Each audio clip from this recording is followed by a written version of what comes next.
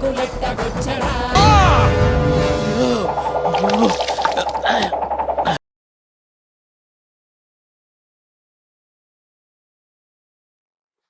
చూసా. ఏం చూసావు? నిన్న డ్రాప్ చేయడం నేను చూసా. నిన్నెవరు డ్రాప్ చేశారు? నేను చూసా. అంటే అది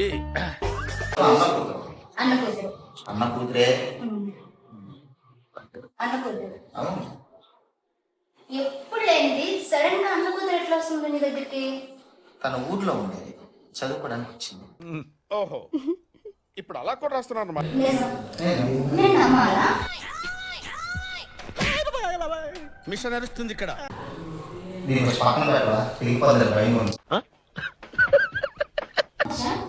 నమ్మరా? సరే.